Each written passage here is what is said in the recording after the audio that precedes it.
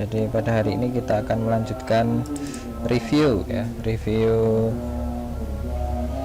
uji normalitas atau menguji kenormalan data yang akan kita lakukan. Untuk uji kenormalan data ini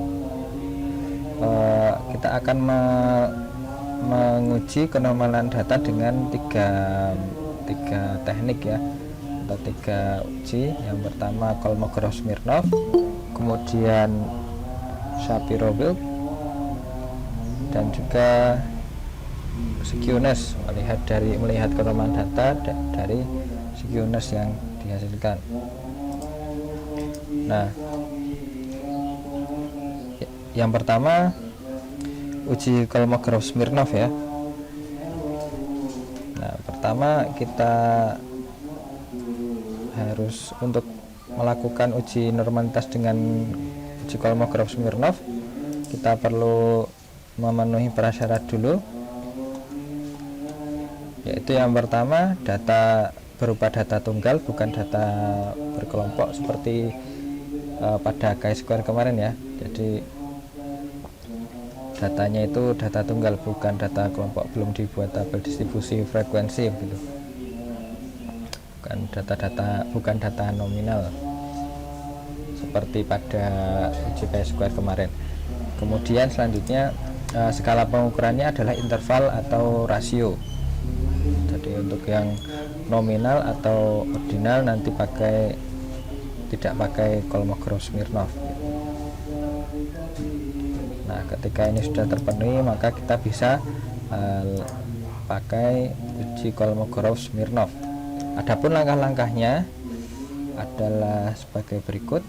Yang pertama, tentunya merumuskan hipotesis ya, sebagaimana uji-uji statistik yang lain. Untuk uji hipotesis pada uji kenormalan data, H0 nya adalah data berdistribusi normal. Kemudian H alternatifnya atau H1 nya data tidak berdistribusi normal. Jadi pada uji kenormalan data ini kita harapkan H0 ini diterima atau data itu nanti bisa berdistribusi normal ya. Kemudian yang kedua adalah menentukan taraf signifikansi alfa. Bisa menggunakan alfa 5% atau 0,05 atau 1%, 0,01, atau mungkin bisa juga 10%, 0,1. Yang paling sering yang 5%. Kemudian selanjutnya membuat tabel bantu ya, seperti halnya uji chi-square kemarin. Pada uji Kolmogorov-Smirnov ini kita juga memerlukan tabel bantu untuk menghitung mean, rata-rata, kemudian standar deviasi, kemudian z-score dan sebagainya, untuk mendapatkan nilai hitung dari uji Kolmogorov-Smirnov. Jadi perlu tabel bantu ya. Kemudian yang keempat adalah menentukan kriteria penolakan. Nah, ada dua cara ya, yaitu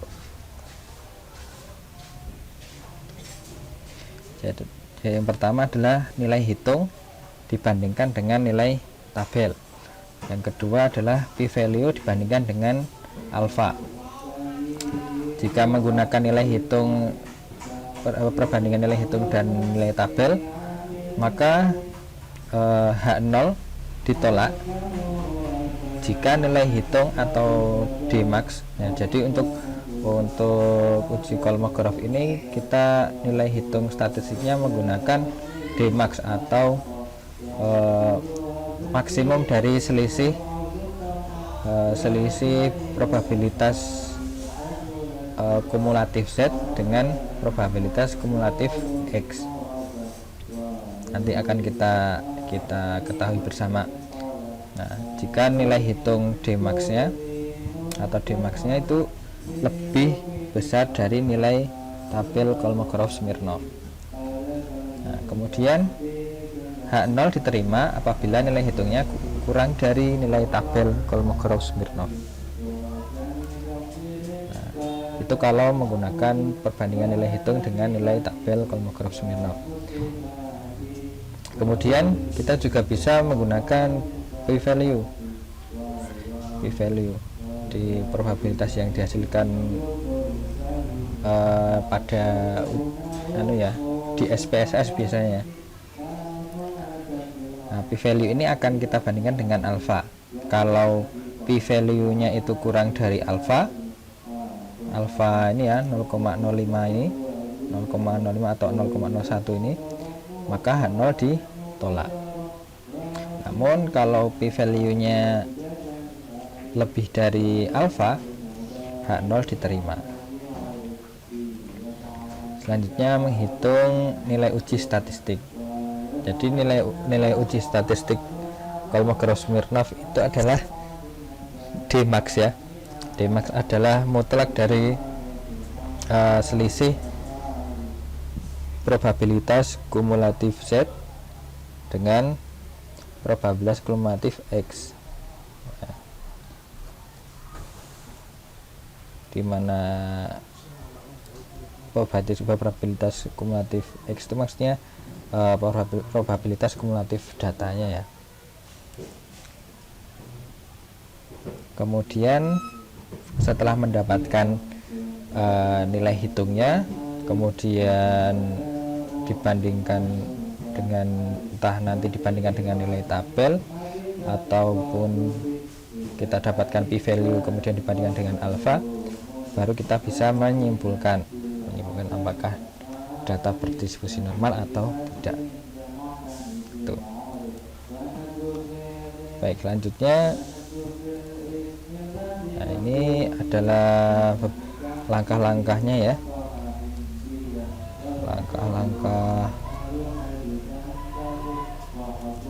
lebih ke perhitungannya,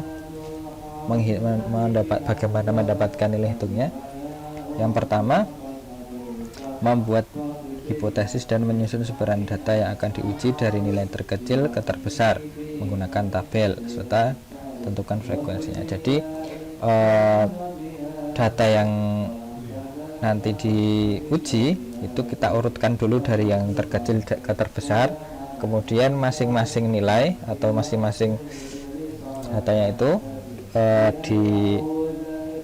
dihitung frekuensinya berapa kali kemunculannya begitu. Selanjutnya menentukan nilai frekuensi kumulatif ya, frekuensi kumulatif dan juga probabilitas kumulatifnya.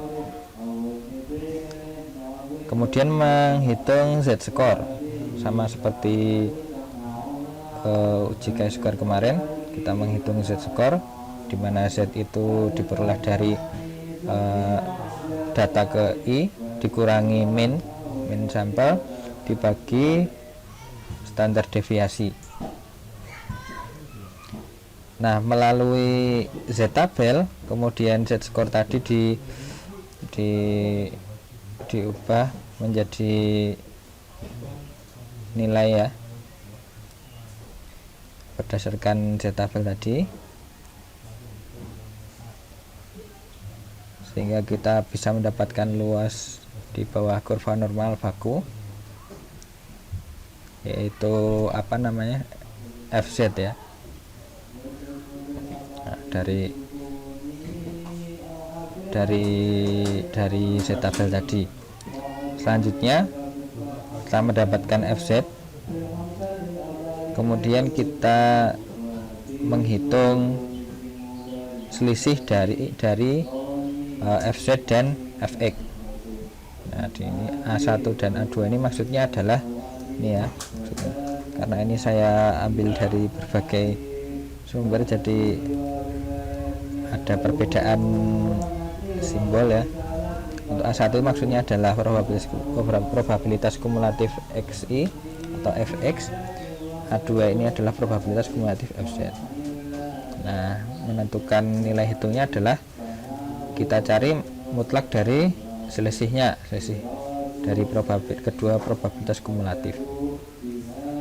Nah, kemudian setelah mendapatkan nilai hitung Kolmogorov-Smirnov, menentukan nilai Kolmogorov-Smirnov tabel. Nah, nilai tabelnya berapa? Kita lihat dari tabel Kolmogorov-Smirnov. Nah, selanjutnya kita bandingkan antara nilai hitung dengan nilai tabel. Selanjutnya berdasarkan kriteria penolakan kita bisa menyimpulkan apakah data berdistribusi normal atau tidak. Nah, langsung saja ke contoh soalnya. Contoh soalnya ini ya.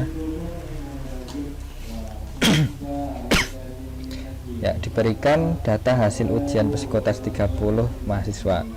Apakah data hasil ujian 30 mahasiswa ini berdistribusi normal? Nah, ini ditentukan taraf signifikansinya alfanya adalah 0,05. Nah, seperti ini ya datanya. Jadi datanya ini bentuknya tunggal ya, bukan data berkelompok. Kemudian skala pengukurannya ini adalah interval atau rasio, bukan nominal atau ordinal. Nah, ini langsung saja ke perhitungan saja ya. Nah, untuk merumuskan hipotesis, menentukan alfa, kriteria penolakan, kita ngikut di sini saja. Untuk mempersingkat, kita langsung ke menghitung nilai uji statistik. Nah, untuk hipotesisnya ikut ini. H0 nya berdistribusi normal, H1 nya data tidak berdistribusi normal. Kemudian taraf signifikansinya tadi sudah ditentukan, alfanya 5% atau 0,05. Kemudian kriteria penolakannya seperti ini ya. Jadi kita nanti untuk yang manual kita nanti bandingkan nilai hitung Dmax dengan nilai tabel Kolmogorov-Smirnov. Kemudian nanti dari SPSS kita bandingkan p-value dengan taraf signifikansi alfa. Pertama kita buat tabel bantu dulu ya. Untuk membuat tabel bantu kita perlu kita urutkan dulu dari yang terkecil ke terbesar. Nah, jadi sudah saya buatkan tabelnya seperti ini ya. Jadi nanti ada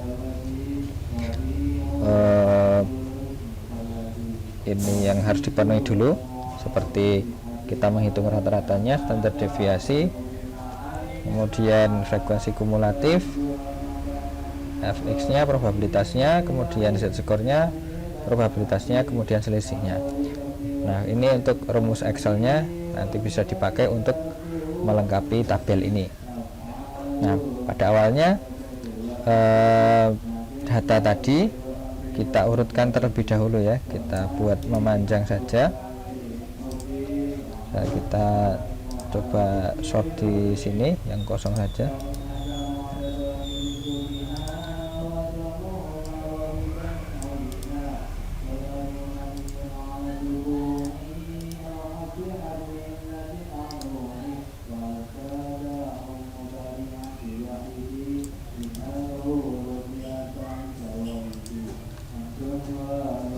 Nah, biasanya ada, kalau yang lebih manual lagi sebenarnya memakai kalkulator ya, pakai kalkulator saintifik itu, tapi ini kita ya pakai Excel ya, yang manual tapi lebih mudah. Nah, setelah dibuat panjang tadi kita di sort dari yang paling kecil ke besar. Nah, seperti ini ya. Jadi kita masukkan ke tabel, kita hitung kemunculannya banyak atau frekuensinya ya. Untuk nilai 44 frekuensinya 1, 47 frekuensinya 1, 48 frekuensinya 1, 491, kemudian 52 ini. Nah, ini kan muncul 3 kali, frekuensinya berarti 3. Nah, seperti ini. Sehingga ini sudah saya buat tadi, sudah dihitung juga frekuensinya. Itu untuk gambaran awalnya saja ya.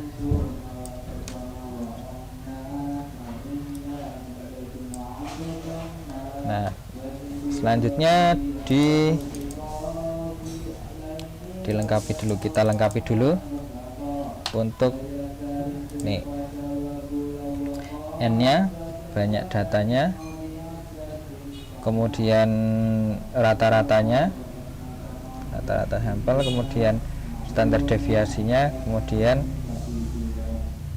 ini ya, untuk Dmax ini nanti kita dapatkan setelah melengkapi tabel yang kanan. Pertama kita hitung dulu banyaknya data. Sebenarnya sudah jelas ya, 30 ya.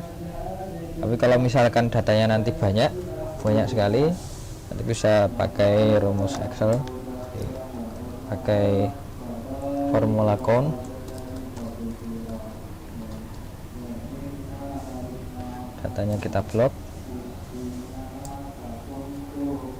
kita enter. Nah, jumlah datanya ada 30. Selanjutnya menghitung rata-rata menggunakan formula average. Kita blok lagi datanya.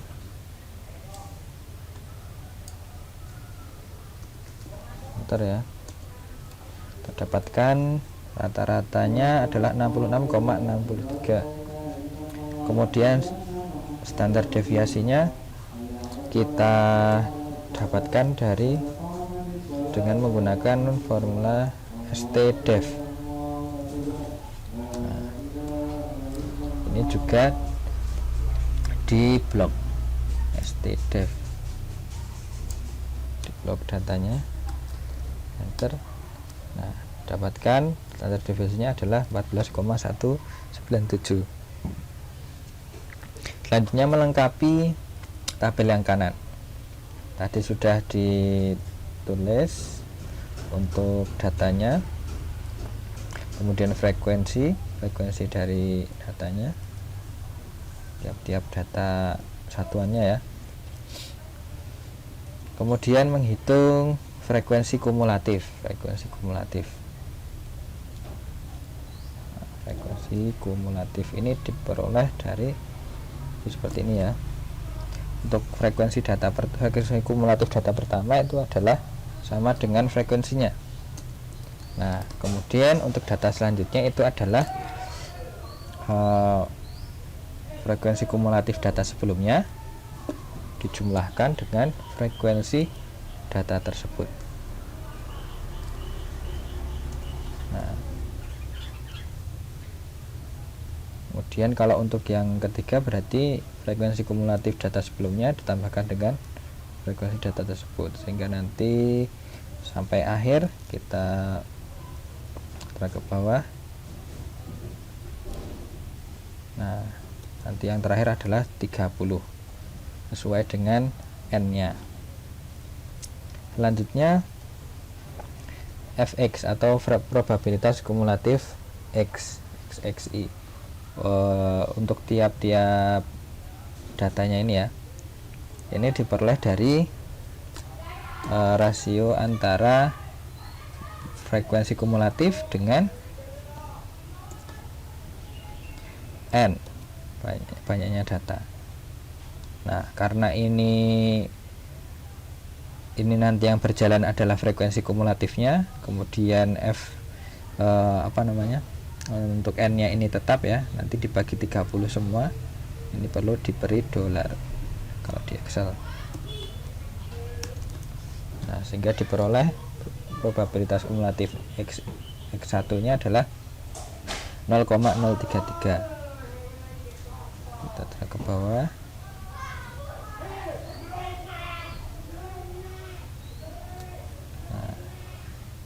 Di di yang terakhir nanti probabilitas kumulatif X ini adalah 1.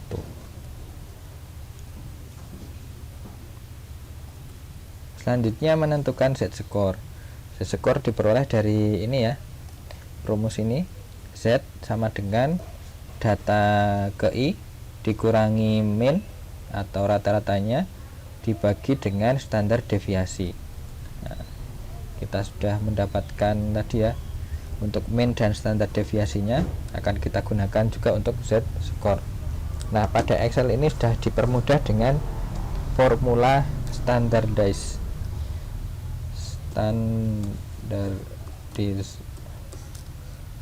Jadi kita tidak perlu ngitung secara lebih manual lagi ya.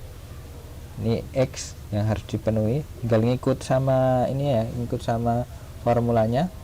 Standardis dalam kurung X itu adalah nilainya, datanya maksudnya, kemudian titik koma minnya, rata-ratanya, titik koma standar deviasinya.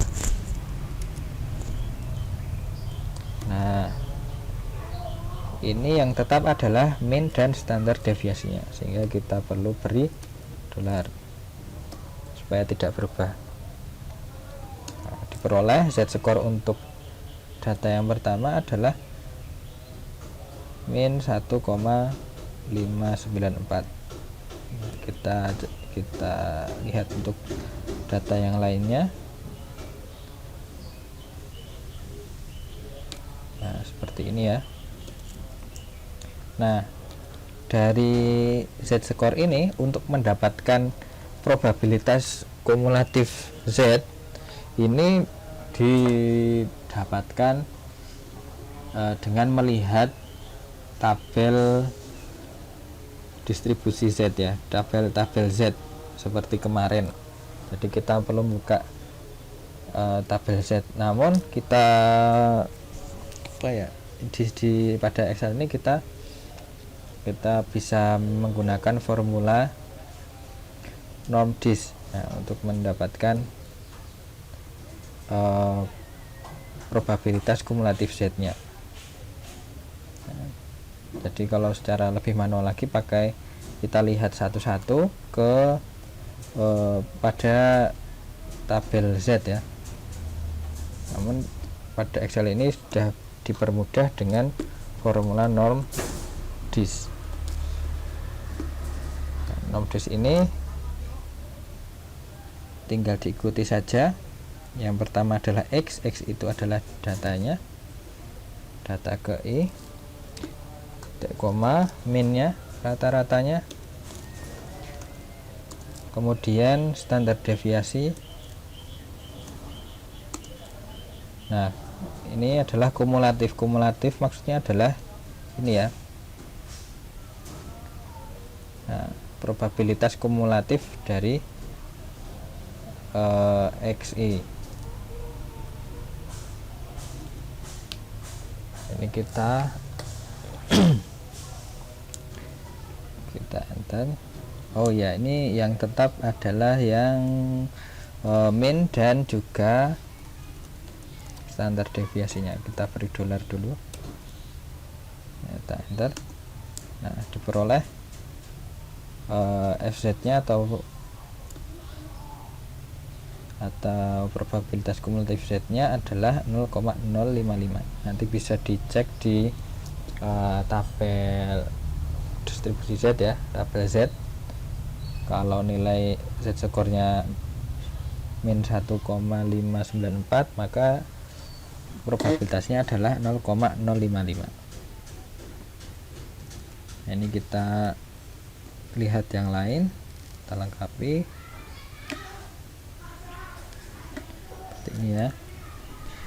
Nah, selanjutnya adalah menghitung selisih mutlak dari selisih probabilitas kumulatif Z dengan probabilitas kumulatif X. Ini kita pakai formula APS ya, absolut. Nah, ini mutlak APS ini ya, FZ dikurangi Fx, karena nanti hasilnya adalah 0,022. Nah, kita cari untuk yang lain, data yang lain. Nah, seperti ini. Nah, dari selisih ini kita pilih yang paling besar atau yang paling tinggi nilainya. Nah, caranya bagaimana? Caranya adalah dengan max, formula max. Jadi Dmax ini adalah maksimum dari selisih yang kita peroleh tadi ya. Kita tulis max, kemudian kita blok untuk selisihnya.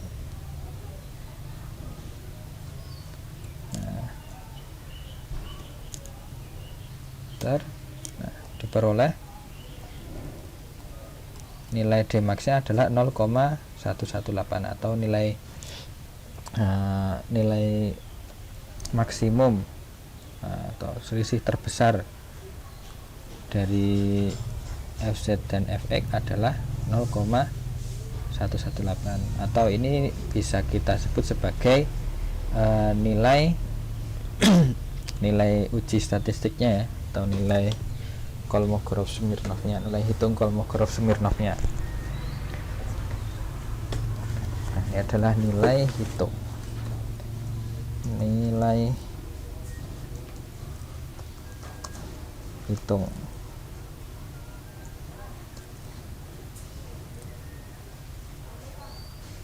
Nah, kemudian kita setelah mendapatkan nilai hitung, kita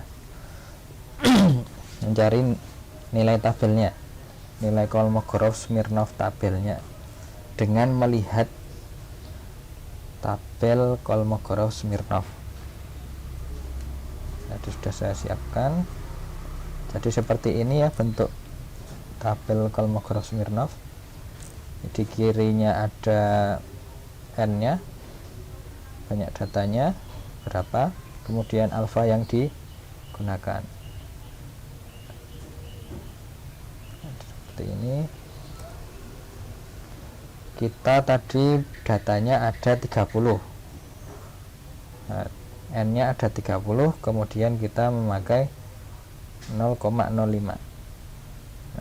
Sebelum ke sana, jadi ini ya, untuk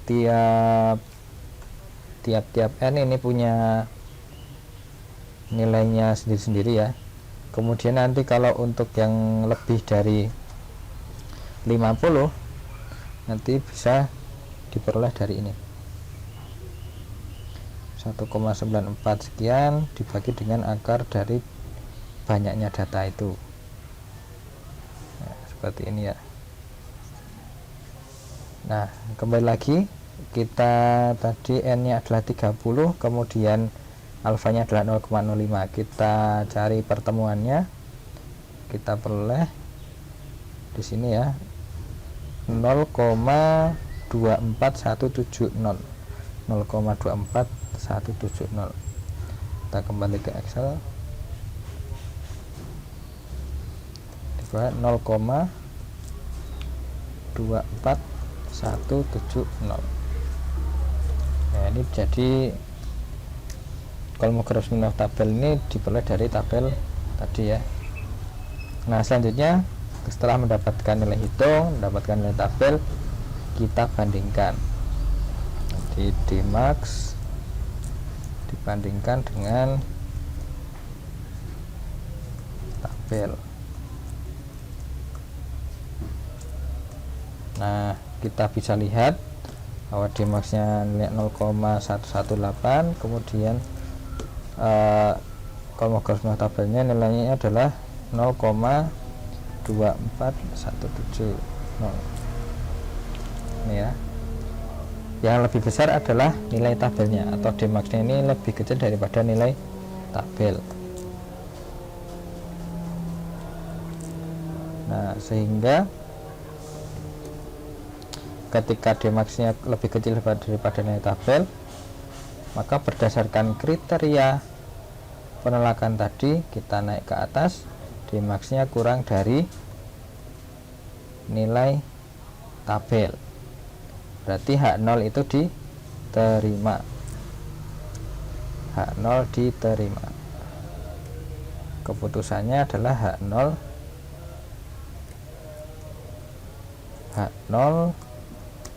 diterima. Ya, ketika H0 diterima, berarti data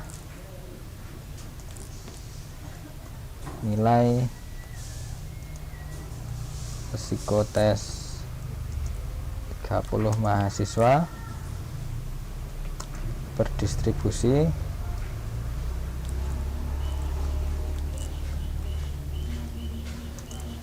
normal, ya.